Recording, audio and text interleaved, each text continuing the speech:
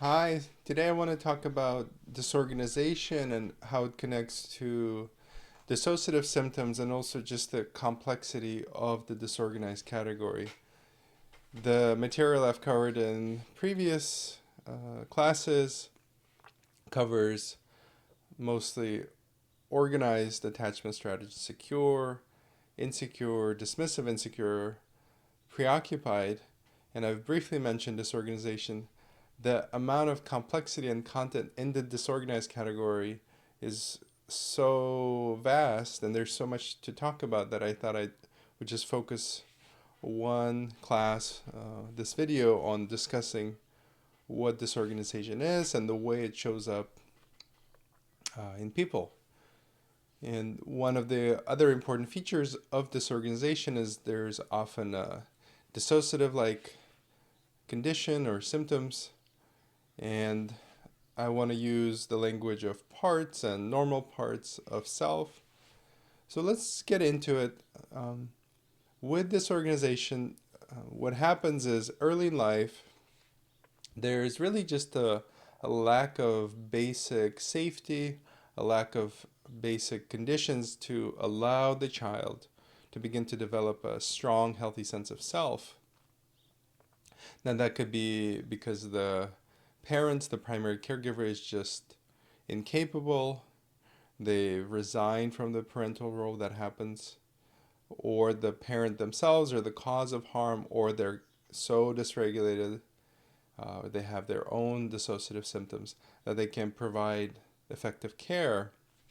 Now, remember, when you're young, you're born into this world, you're completely reliant on the other person to make sense of who you are and what the world is.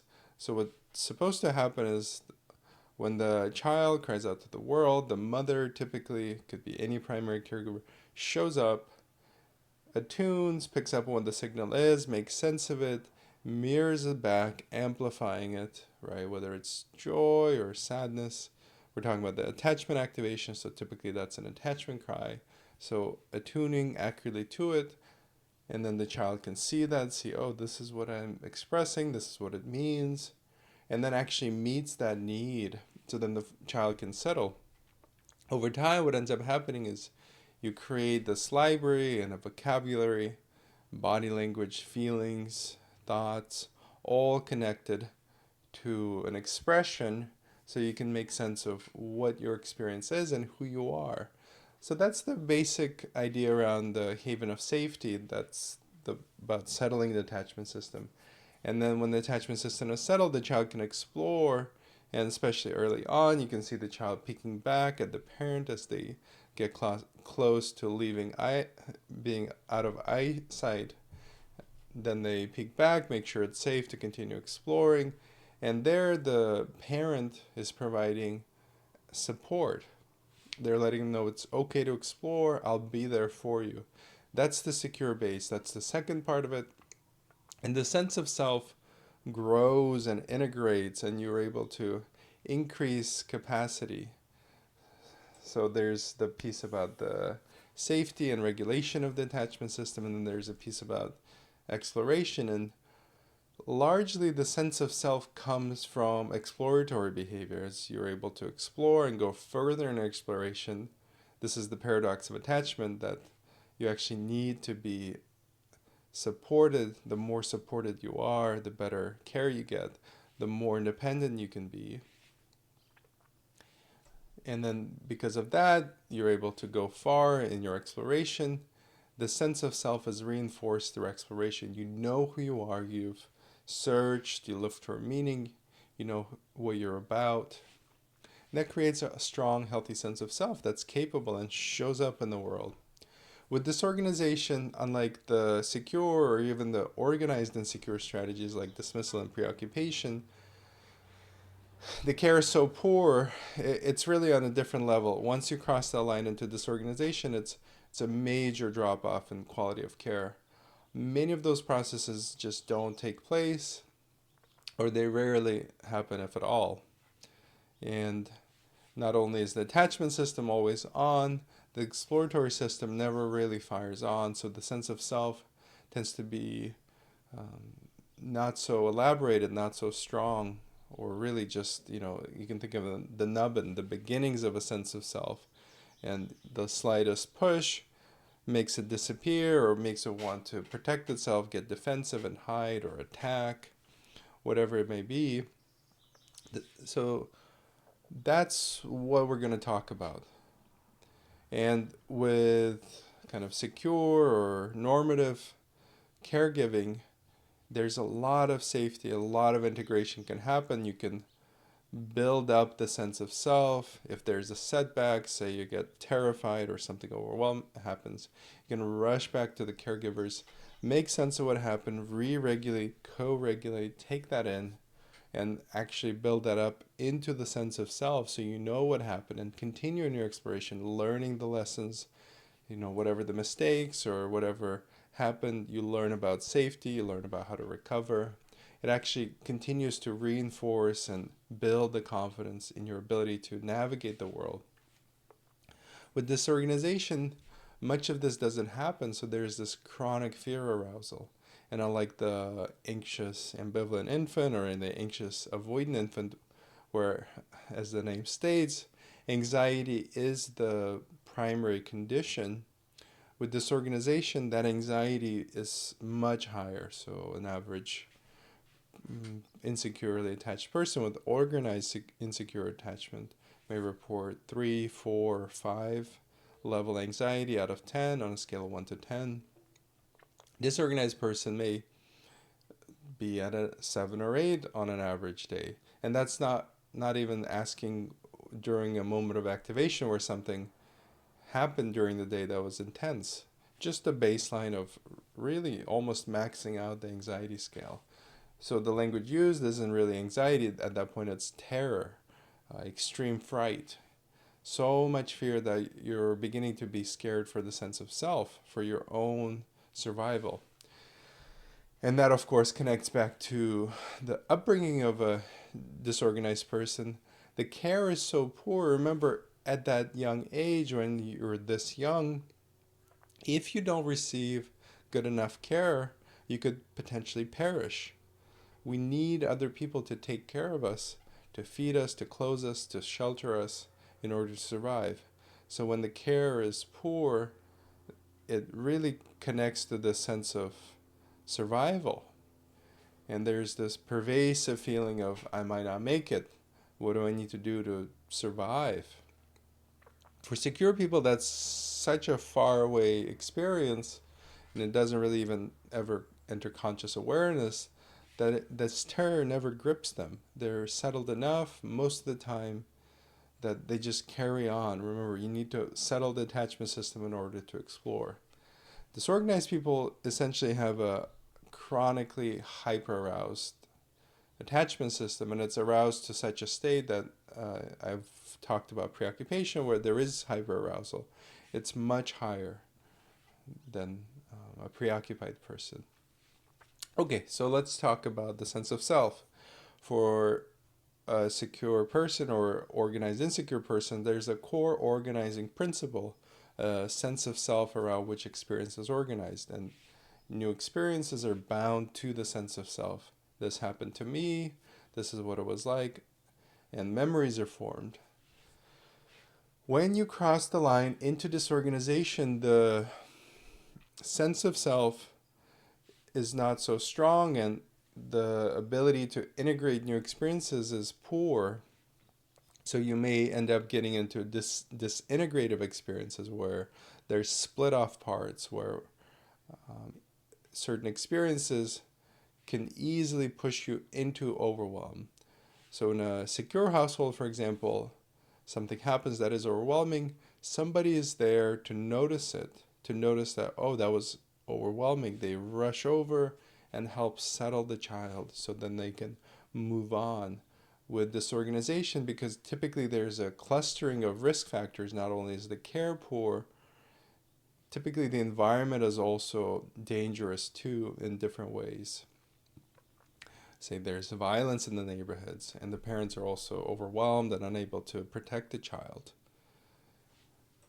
So in disorganization, what can happen is events can overwhelm you, and then there's split off parts that are caught up in that experience because it's not metabolized. It's still happening. It feels like it's timeless, present moment, and completely overwhelmed. There's an intense emotional experience trapped in there. With basic disorganization, there may still be a main organizing part, what I would call a normal sense of self, and there may be one or more split off parts. So this would be these split off parts have to do with the overwhelming experience, and they reference to that. The reason these parts come about is they actually protect the normal sense of self from the overwhelm. You're still able to function because it doesn't intrude into conscious awareness all the time, and it's there essentially as a way to be able to function through the day. If you were to hold that experience because it is unbearable and it's timeless and it's completely disorganizing, you wouldn't even be able to get through the day in that case. Well, of course, what can happen, the split off parts, the price you pay for storing the information in this way, the language in attachment would be a segregated system, meaning that it's not communicating with the main sense of self, the main parts, is that something in the present moment could trigger you and it could reference to this overwhelm part, and now you're reliving, caught up, and re-experiencing that overwhelm. And typically the normal part has an intense anxiety or phobia around this. It does not want to go there because that part is still unmetabolized. The idea is that your mind, your body does this in order to protect the main part, with the hopes that at some future date you'll be able to reintegrate this part, to be able to, once you come to a safer, more stable place in your life, you have better social supports, better caregiving, you'll be able to integrate that experience into the normal sense of self. Now, the normal sense of self typically wants to avoid these triggers and ending up in these parts. So with disorganization, what you end up seeing is people largely curtail their lives in various ways. They become not necessarily shut in. There is a lot of isolation and hiding. What happens is essentially you have your peers, other people, and it may seem like their lives are moving on and you're unable to just get out of bed or get on with your life. You may be able to get a little bit of a start, try some things, and then the terror shuts you down and you're back to hiding. So autoregulation is the primary way disorganized people regulate, because the mistrust, the fear of others is so intense. They don't do so well with co-regulating. That actually intensifies the fear. And when they come for help, because the experience is unbearable, it's hard for them to take in the support, the help of another person, because the other person actually intensifies the experience of fear. Now you're even more vulnerable. Remember, because it calls back to the early experiences where the caregivers themselves were not safe enough, not protective enough. Of course, as an adult in a new environment and with new people, that may not be the case at all. However, the mind projects the old conditioning, the attachment conditioning, unconsciously onto the present moment. That's what makes this work so powerful, is that you're able to remap that unconscious conditioning, creating new positive sets of attachment strategies, attachment formulations that you can begin to project over time into the real moment, just like secure people do. They just don't know that you can get so mistrustful, or you can end up in these terrifying experiences. So the way the experience of getting pulled into the split off parts feels is essentially something like loss of agency, loss of control. It can feel like out of body experience where you're seeing yourself from the third person. You don't feel the body at all. It can feel like blacking out, where a whole gap of experiences. There's just a gap in experience. It can feel like dissociation. Or even as if you're looking at somebody else occupying your body, or feel like there's an intruder in the body. And when the split off parts are triggered when you're reliving the experience because it's not integrated into the main sense of self and into the autobiographical memory systems. Each time you're in the triggered state, that part, as it gets more airtime, it becomes more elaborate. The more time you spend in the trigger state, the more complex these parts can become, and they can actually begin to have more agency, more primacy. Of course, to the normal personality, they feel foreign, and in extreme cases, they can be competing for airtime, for primacy. And that would be more of a complex disorganization experience where you have not only multiple attachment strategies that you're switching or simultaneously using, deactivating, hyperactivating, and so on. And the way that can look is essentially, I think in pop culture, this is called multiple personality disorder. That's no longer a term being used anymore. It can feel like you're switching between alters. The personalities become so elaborate that they may have their own names, their own body language, gender, sexual preferences, names, all of that. So they really get more airtime. That's the danger there. The more elaborate they become. Pretty much all treatments for not only overcoming attachment conditioning and coping with these symptoms are about integration, greater integration. I want to include a word of caution here, specifically for people that can relate to the disorganized attachment description. Unlike the organized attachment strategies, even so secure, dismissive, preoccupied, they can go to pretty much any treatment modality and do well. There's an organizing sense of self, a main sense of self that has enough an integrative capacity that you can pull in the things that are incoherent, elaborate them, bring them into greater clarity, and essentially metabolize that experience and make it part of a coherent, greater sense of self. With complex disorganization, and any disorganization really, there isn't enough integrative capacity. The sense of self is oftentimes in a disintegrative state and further getting disorganized. One way, and this is my word of caution, is one way you can further disorganize the sense of self, essentially creating even more difficulties to overcome later, is by doing direct processing of the split off parts of the overwhelming experience. And this is Onno van der Hart's message too. He did a lot of research and clinical work on this.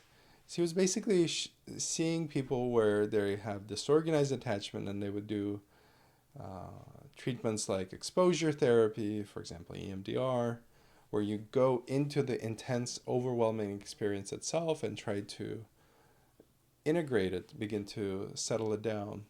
And there, what would happen is you may be able to use all your energy and settle that experience, and it comes at the cost of the normal sense of self. The normal sense of self begins to disintegrate further. Remember, the different parts can compete, so that competition can be exacerbated. So now you have two problems. You're more overwhelmed, and you may need to work on the bringing the sense of self back together. So there's more splits. And you may relate to this. I definitely see people where they've done years and years of work and they actually feel worse. That often points to disorganized attachment being exacerbated by this direct processing of overwhelming experience. What you want to do instead is actually first work through the disorganized attachment, get into an organized, even insecure organized strategy, and then you can begin to work through the split off parts, the overwhelming experience. You need a unified sense of self to be able to do this. There's just not enough integrative capacity otherwise, and if you're being asked, if you're pushing into these areas, there's not enough energy, not enough ability to essentially integrate, and you end up disintegrating the sense of self even more. And that can be quite problematic. I want to come back to discussing the dissociative, or these essentially absorptive states. So from the perspective of the normal personality, normal sense of self, if something in the present moment resonates with the split off part, say a color, a smell, a sound, a pattern of some sort, you may get caught up in this part that's timeless and reliving this experience. And as you're there, the normal sense of self loses agency, which is highly disturbing. It's like loss of control. So what happens is there's a phobia, a wanting to avoid ever having this happen, because it can be so debilitating. Imagine having that happen while you're around people. You're extremely triggered all of a sudden. You don't act like yourself. It may completely freak out your friends or coworkers, whatever way it is. It may be highly embarrassing, also distressing to yourself too. So what you tend to do in those cases is try to avoid these triggers, whatever the situation may be, in order to not lose agency. So the normal sense of self typically wants to maintain primacy. If you do get caught up in the split off part, you're now separated from the present moment, from the direct experience. It's like a degree of separation. In a way that can be protective, because then this normal sense of self doesn't have to experience that. However, you lose track of the present moment. That's the trade-off. And you still have that part to work through at some point. To other people, this is highly confusing. They may not understand what's happening. They may not know why you're behaving in ways that are different from your usual ways.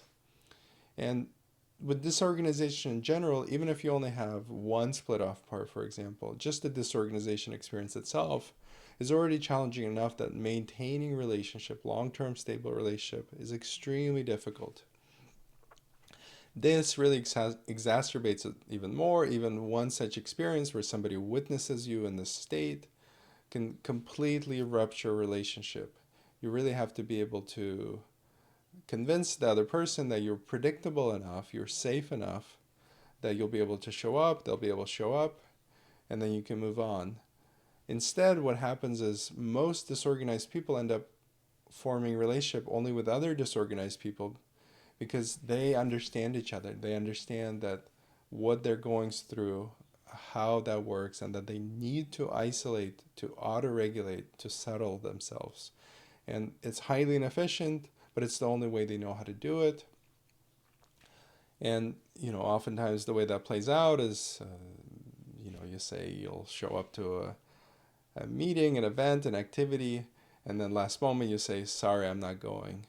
And a disorganized person gets that. They get it, right? You got overwhelmed, you got frightened, you don't want to risk it today. You know yourself best, you don't have the capacity to do that. To even organized insecure people, they won't tolerate that for very long. A secure person won't tolerate it hardly at all. You better have an incredible excuse. And after one excuse, they'll find somebody else. So there's this matching of disorganized with disorganized to get through life. Of course, disorganized people aren't so good at regulating each other. They tend to rely on auto-regulatory strategies. They just do it together, or occasionally socializing. People I see that are disorganized, they may have social engagement and something like, oh yeah, my best friend, I see them, quarterly. And that might sound preposterous, but does something for them, and it's better than nothing. So whatever relationships you do have, when you're coming for disorganization, it's better than nothing at all, because otherwise you're just in a completely isolated state. And as you know, isolation is the most painful social experience you can have. It's just pure pain.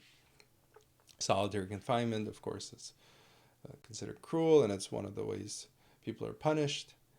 And disorganized people are essentially pushed into doing that.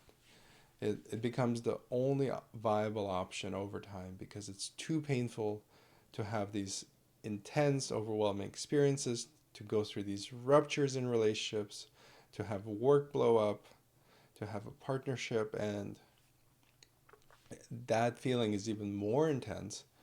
And then what ends up happening is they end up choosing not to engage in life hardly at all, just to survive. And it doesn't work. As you go down that path, you end up essentially shutting down, deactivating. Despair builds up because you need to have purpose, you need to engage, to thrive in some way, to have meaning. And because that's absent, there's this dread, despair. So in the attachment lingo, there's the term depression, which means something quite different than in popular language. Depression and attachment means you've so thoroughly explored the attachment strategies you use, the different strategies you have, that you know they just don't work. For a disorganized person, that may be in their teens or early 20s. Sometimes it takes into their 30s. And then they may end up in this depressed state where they know what I have, the way I can engage in the world, just doesn't work.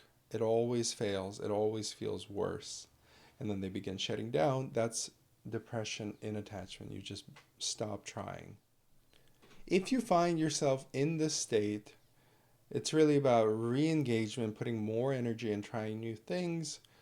Say you see somebody you think can help you, some new way, new method, a protocol, an attachment repair method.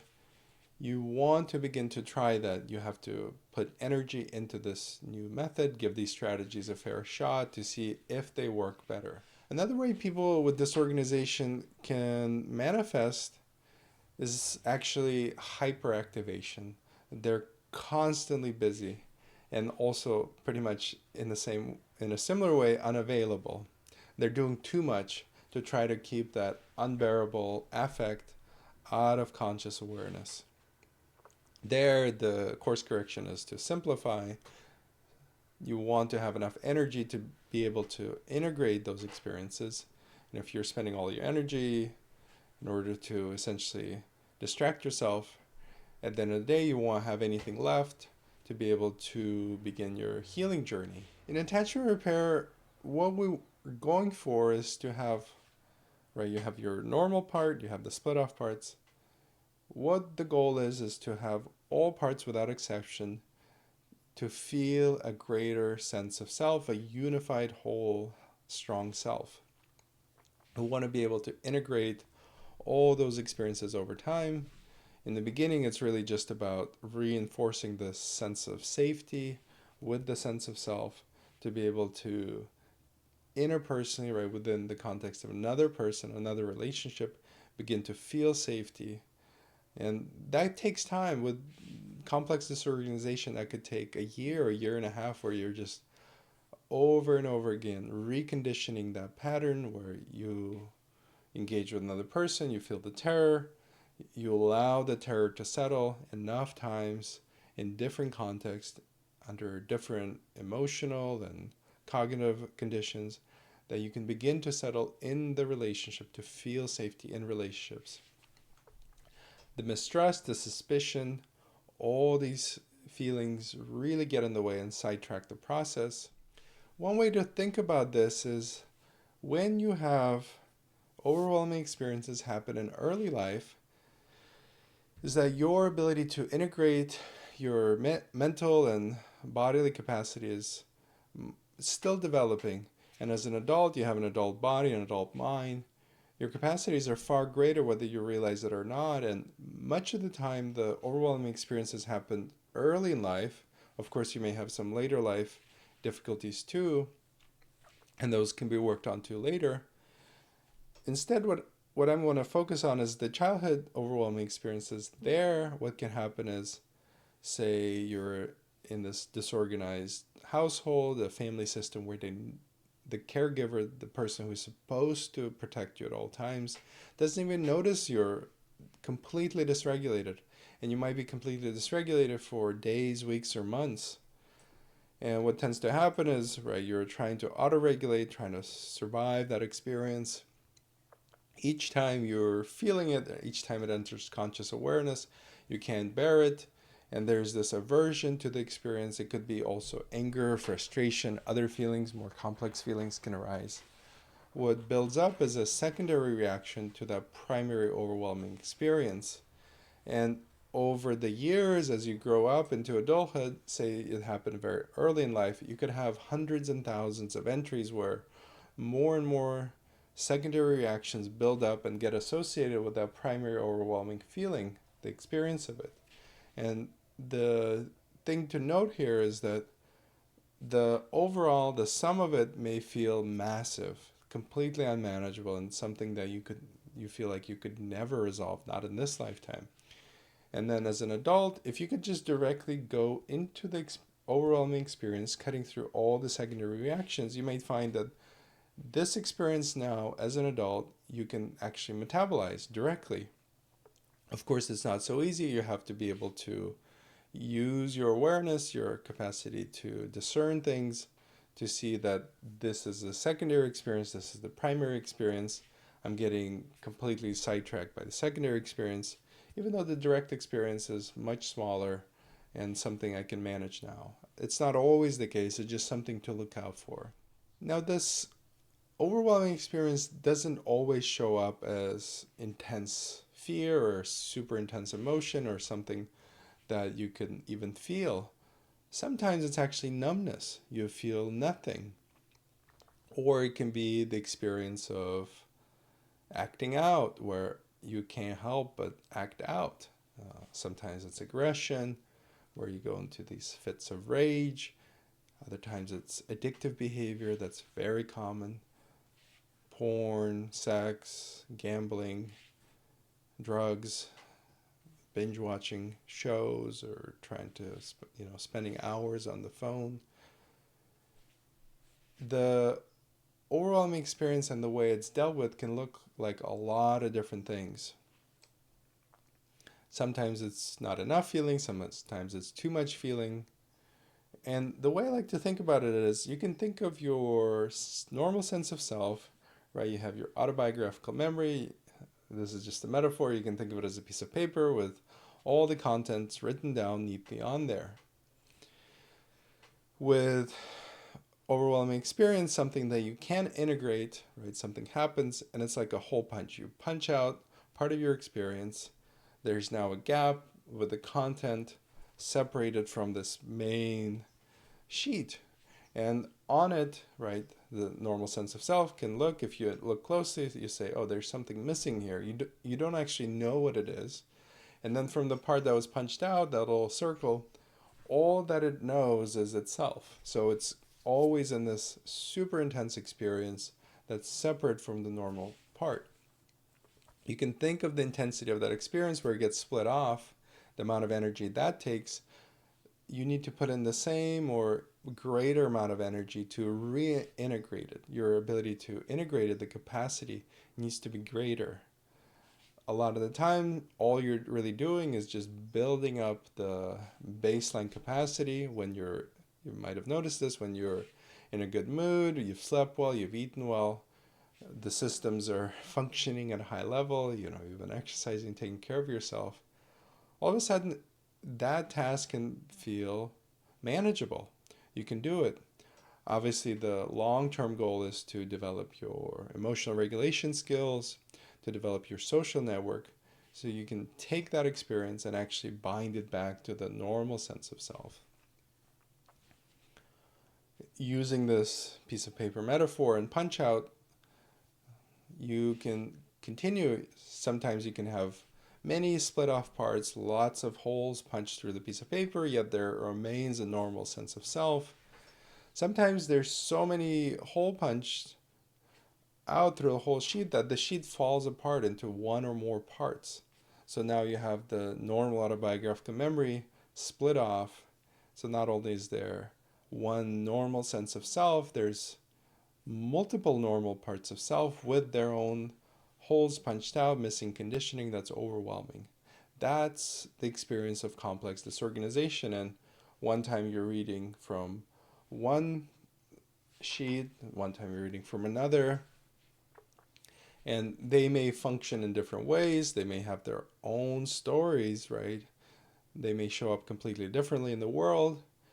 And again, this makes the experience of maintaining relationship, any kind of functionality in the world, extremely challenging. This level of complex disorganization is really difficult. And again, where you end up over time is really this painful experience of isolation because it's so hard to carry on in the world. One of the ways to work with these kind of overwhelming experiences, you may notice that when you're caught up in that, all the cognitive capacity really just drops off. Your ability to be self-aware or to even control yourself in any way, to have agency, it's almost like it just goes out of the window.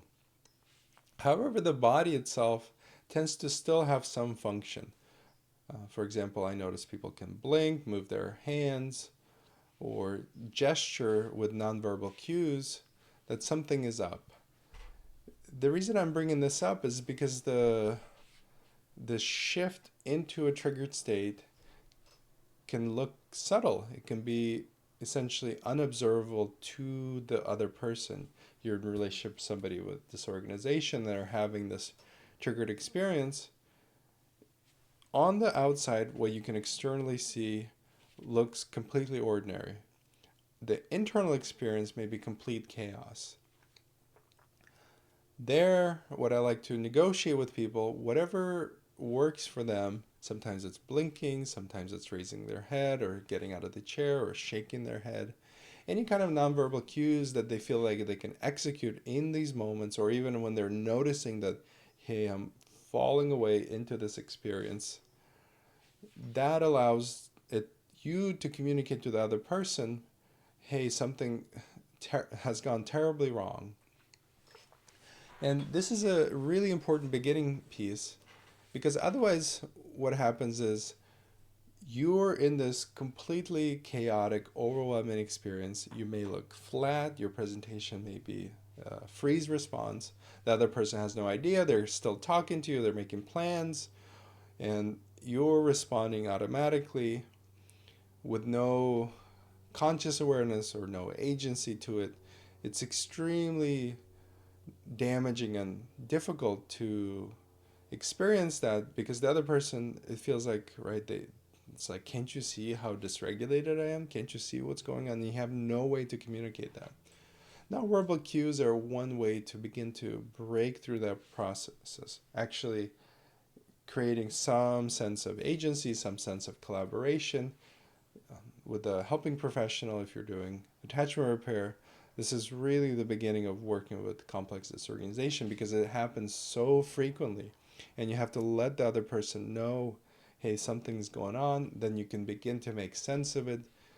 It also helps the other person track what it is. They may notice that, right, even though the experience is largely flat, they notice that there's something about it that they can begin to track. They can feed that back to you. You can also take that information in and prevent and begin to work on integrating these experiences.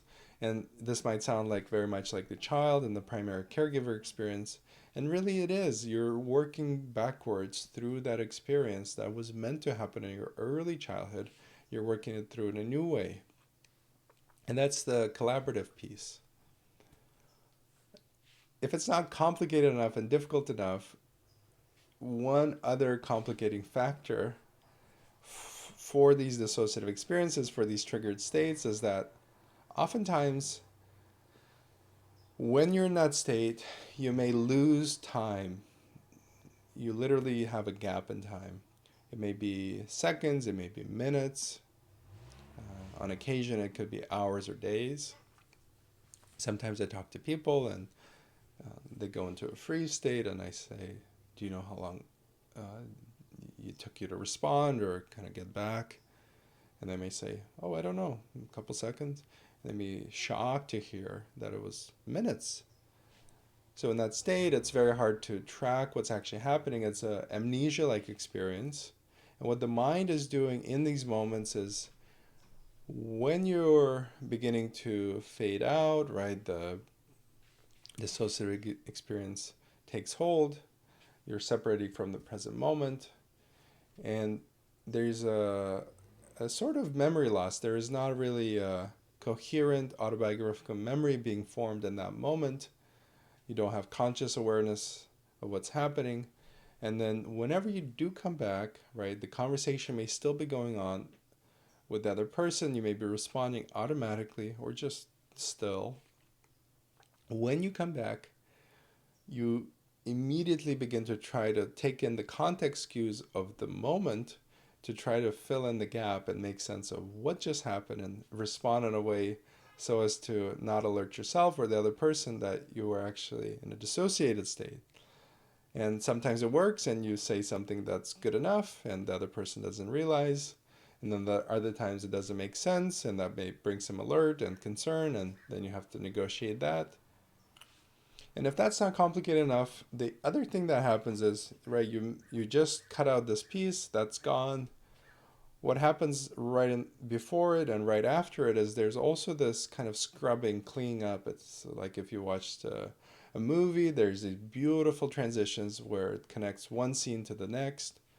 The mind in these experiences also fills in the gaps. So it creates this seamless story where often the dissociative experience is actually missing, it's hidden from the self-experience. So to begin to uncover it, you really need to create some strategies like, right, the nonverbal cues, other collaborative metacognitive skills to develop those, working with another person to begin to realize, oh, this process is about to start. Now I'm in it, now I'm out of it. What just happened in this time span? And then you can begin to integrate it. Of course, that process in itself is serving a purpose. Usually there's overwhelming content that's completely unbearable in the present moment if you're to be consciously aware of it.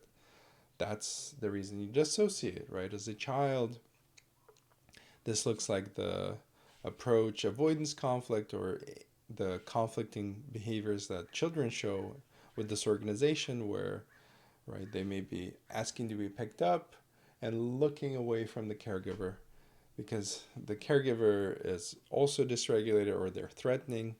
So it's really an impossible dilemma. There's no straightforward way for the child at that age to resolve that conflict. The way you can resolve it is actually internally through these dissociative processes, right? So you're caught in this impossible dilemma. You just excuse yourself from the situation. Of course, your physical body is still there. Your conscious awareness is no longer connected to the physical body. You're out of it. That allows you to carry on, right? To preserve that sense of self and not get completely disintegrated. So the process is actually serving a function of giving you greater integrated capacity. Otherwise, you would just disintegrate. And then within the context of attachment strategies, dissociation and these complex disorganization strategies, the way they work is slightly different than, say, for secure, organized, insecure, dismissive, and preoccupied. Remember, with dismissive people, they not only direct their own attention, they direct the attention of the other person. The way they deal with the difficulties they experience in their early lives is by directing attention away from the caregiver. So instead of head-on interacting with the caregiver, they're in a more parallel arrangement where they're nearby and they get some care, but they don't have their attachment needs met directly. And then in the same way, they're directing their own attention away from the distress, the emotional experience that's largely out of conscious awareness, and they direct their attention towards objects and play, even though they're not fully engaged in it. Preoccupied people direct their attention towards their caregiver. It's almost like they can't help but only direct their attention towards people and important caregiver figures, and they're fixated on it. They can't flexibly move away from it. And they tend to focus on their own experience on the affect. The affect is intrusive. There's too much emotional content.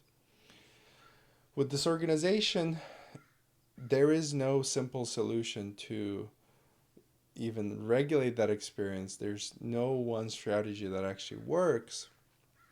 That's why disorganized people actually use different strategies at different times or even simultaneously sometimes. And then conflicting behavior begins to show up where you're trying to avoid, and you're trying to approach. You're trying to recruit, and you're trying to create distance. And internally, the way that can look is you're trying to separate out of your own experience, because you're both hyperactivated and deactivated. That is so overwhelming that you have to essentially separate out of that experience, right? You can dissociate, shift your attention away from that. The experience eventually, or the present moment, something changes. And then whenever it's safe enough, right, when the overwhelm is decreased enough, you can re-enter the body, re-enter the present moment, missing all of that information that was too much to handle. In these moments, what tends to happen is the memory that is created and filled in tends to be jumbled. It's low accuracy and low coherence. And what can be associated can be seemingly random. So typically the way attention works is intense emotional experiences are stored, or important context cues are stored. Say, if a smell was relevant, or a sight, or a sound, a feeling in the body. That makes an impression and makes it into the autobiographical memory. Largely though, day to day, most of the content is neutral and irrelevant, in the sense that it doesn't need to be stored. For example, the feelings in the body are largely neutral. It doesn't need to be coded, and it's an efficient way to use memory, use the brain. So all that information is essentially ignored. When you're in a dissociative experience, because the arousal level is so high and the dissociative piece makes the coding low fidelity, if you want to use that language, what can get coded in could be completely irrelevant.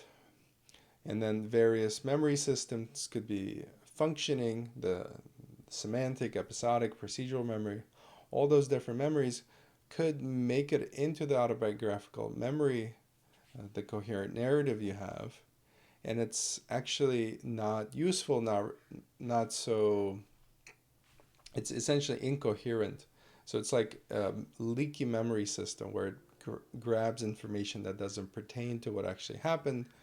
And that's very difficult to work with, because when you talk to a disorganized person, when they retell events, they may describe completely irrelevant details while ignoring the elephant in the room. It's like, well, how come you don't remember anything about this? This is really what the core of this memory is, right? This intensity came from these events, and because of the dissociative process, the attention may be completely shifted away from that. And instead, what's remembered is not useful. And then what happens as you work on reintegrating that information, oftentimes that information that was not properly coded begins to fall into greater coherence. Oftentimes people report new memories, or having greater clarities of old memories. And the sense of self has a better understanding of not only what happened in the past, but how you came to be the way you are in the present moment. Where does that leave us now? We talked about complex disorganization, local disorganization, and also dissociative symptoms. What I want to talk about is attachment repair, and actually how to begin to resolve all of this. Typically, if you find yourself, if you resonate with what I've shared, these different conditions and experiences, right, that's pointing to some kind of disorganization. Typically, by the time you reach adulthood, if it hasn't resolved on your own with your own ways and strategies, it's likely to continue persisting and actually get worse, in the sense that the difficulty with rejection, with failure, right, relationships not working out, work not going so well, the sense of despair begins to build up, isolation becomes the primary strategy. That's typically the path without intervention that disorganized people go on. With attachment repair methods that are available now, I specialize in the 3 pillars approach, which uses 3 parts specifically used to address insecure attachment and disorganization. I want to talk about how this method is used for treating disorganization. With disorganized attachment, when you come to see somebody else, a helping professional, somebody's there, the first part of this process is all about collaboration. That's the first pillar of this approach. You're essentially saying, I haven't been able to figure this out. This is where I'm at, and this is where I want to go get to. You're essentially extending this request to get help, to be supported in this process. With disorganization, that process is not so easy because there might be a terror spike when you engage closely in this way with another person. Because again, the old conditioning, the early childhood, reminds you that caregivers or close people are not safe. They're not protective enough. That's what led you to disorganization and dissociative conditions in the first place. And then that completely shuts down any kind of collaborative process. The other difficulty disorganized people have is sharing pretty much anything about the sense of self or the current present moment experience because it's too frightening. And sharing that vulnerably can lead to greater harm. Of course, for somebody who is securely attached, they know that the only way, right, to have somebody accurately respond to you is by actually revealing what's happening, right? It's like, imagine you come to see a doctor and you don't tell them what's wrong with you because you're too scared and you want them to guess. And what I'm saying may sound quite out there. Actually, it's not uncommon for me to see disorganized people where the underlying wish they have is that you are able to perfectly guess what it is they want without them ever telling you. Or the other way that it shows up is they're having you pass a series of tests unknown to you, and they want to see how you do in each one. And if you even fail one or don't do perfectly on one, they'll immediately disappear and go back into hiding, saying, yes, I knew it. See, there's a good reason I need to be suspicious because this person is not acting in a perfect way, in a good enough way all the time, even though I didn't tell them a single thing. And you can see this sets up the cycle of essentially feeling rejected, of not being seen, of having to withdraw and hide, of actually that experience exacerbating. So that's the dilemma. You show up, you haven't been able to figure it out on your own, you want somebody to help you, and you need to collaborate. You need to take a collaborative stance. The moment you do that, your terror jumps through the roof. You feel more frightened. You have to be able to tolerate that experience long enough so that the other person can see what's going on and actually get a good enough sense of what it is that you do need, what can be done with you together, that you mutually agree on, to actually help you settle. And just that part where we're talking about going from terror, right, that's a really intense experience, to fully settled, that may take a year and a half. It's really just over and over again coming back to feeling safe, feeling protected in relationship, interpersonally with another person. Remember, disorganized people rely on autoregulation, on withdrawal, on hiding, isolation in order to regulate. It's not so efficient, it doesn't work so well, and it also really hurts you over the long part because it builds up the sense of despair. The self doesn't get to participate in the world, right? You're seeing your peers move on, yet you're losing precious time attempting to regulate on your own. So when you come in, you're attempting attachment repair, you want to be able to get through this early part. And for somebody with secure conditioning, it's easier because they know, right? Other people are likely helpful and they're able to pick out people that are especially helpful. And then the ones that are whatever is there, whatever is available, they're able to make the best use of the resources there. Whereas with disorganization, because the terror is so high, it takes the littlest bit, a slight misattunement, something said not quite right, even body language where it's like, well, you blinked in a certain way and this is how I interpreted it. I'm out of here. The distress tolerance, the window of tolerance for what's acceptable is so minimal that it doesn't take much to essentially say, you know what, screw this is never going to work. And then you begin to leave and move on, and the cycle can repeat. And then you end up in this place of isolation.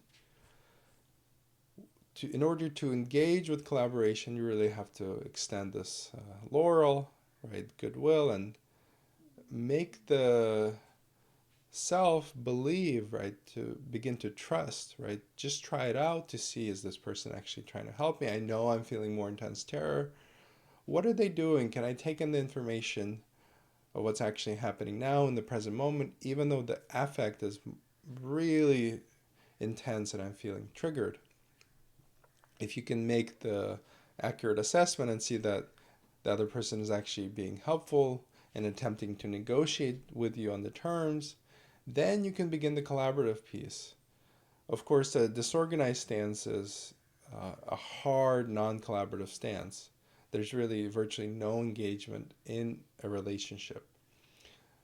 So there, you want to engage in the opposite, beginning to build trust, suspend the suspicion and the essentially mistrust for just a brief moment, actually take in what's happening.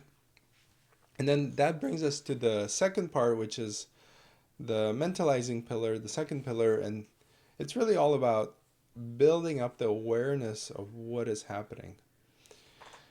With mentalizing, what you're going for is the ability to see yourself from the outside, to be able to see others from the inside, and you want to understand how your presentation, your behavior affects the other person and how they affect you. If you can begin to do that, and all you really need to do with this organization is just bring some awareness to that experience and to notice, right, this is how I'm feeling, this is what's happening, this is the effect that I'm having on the other person. I don't trust them one bit. I'm very suspicious. Of course, that's going to have a direct impact on the other person. If you can begin to notice all of that, right, just have some awareness, you may begin to make sense of what it is that's happening and how you keep ending up in these situations where, right, the terror is spiking, it makes you shut down, makes the other person unable to reach you, and then you feel more dysregulated, you feel rejected, and essentially you feel like, okay, now I have to run away or hide and start over. That greater awareness can help you collaborate better, where you're revealing yourself to yourself, and then over time you can begin to reveal it to the other person real time. That's the important pieces. I often hear people describe the most important parts of what they found too late or at the very end, where there's nothing useful that can be done other than, oh, okay, that was interesting. You want to do it in a way that it's actually effective, it has the desired impact. Secure people just know how to do it. They realize that time is of the essence. There's a timing to this. With disorganization, the fear, the terror overrides that. So there's a hiding of personal experience, and then occasionally there may be this reveal, the grand reveal, and then it's out of time, it's too late, or it's not synced up, it's not relevant anymore, and then it's hard to use that information, that precious information, in a helpful way. And the last part, the third pillar, is all about positively remapping the attachment system. And there, what you're going for is you have your original attachment, that strategy and conditioning that's based on your early childhood. If you're disorganized, that's the disorganized strategies and that conditioning. And you can actually build up, this is the big discovery and the contribution of Dan Brown and David Elliott and their colleagues. They developed the 3 pillars method. Is they're actually able to show that imagination creates new possibilities, and you can use imagination. You might have seen, for example, pro athletes, or a lot of people use visualization in order to optimize performance, because when you visualize, your mind creates new memories. They're actually stored, especially when there's intense emotions involved. And it can make you perform better. In the same way, what we're going for is we're positively remapping the attachment system. And we're not trying to cram on top or build up on top of the disorganized attachment system, we're creating a separate and new attachment conditioning that is pristine and has no association to disorganized strategies. Over time, what happens as you build up, right? It may feel like a drop in the bucket in the very beginning, where you say start building up a secure map, and then it's competing with the disorganized map. The disorganized map has primacy because there's so much conditioning. And in the beginning, it's just a drop, and then over time, you begin to develop a more clear, coherent, secure map. And your mind eventually will just automatically switch to using that map. The experience I hear people describe most often is something like, I don't know why, but I feel different and I'm behaving differently. I'm seeing new things in the world, all these new opportunities, and different people are coming into my life. And that's usually the shift, and it happens automatically, unconsciously. Your mind sees that there's a new operating system, a second operating system that's much more efficient, much more effective, and it will gladly switch to it automatically. And even in that early process, when you begin to try it out, it still takes time where you actually have to use it and use it in the world, use it in a relationship and at work, in different contexts, to see, yes, this works so much better. And typically under stress, if there's some overwhelming experience, you may still default to the old conditioning. And over time, what ends up happening is the secure map grows and grows and grows and becomes primary. It just gets to be automatic. You don't have to think about it. You don't have to do anything. The unconscious conditioning, your mind will just use that old, not the old map, it will use the positively conditioned secure map. Under any conditions, no matter what the stress is, it will just default to that. Of course, I can't promise you a new mind, a new body, because with secure attachment, your mind grows differently. You have different development. With insecure attachment, and especially disorganization, your mind is just wired different. So the hardware is going to be largely the same. What you're going to get is a new operating system. Your mind will work not as fast. So a lot of people that I've worked with that have earned security from disorganization, there's a bit of a lag, if I can say that. They're not as sharp in the sense that secure people right out of the gate, they've just only known security. They can function at that level. They just do it. They tend to be snappier.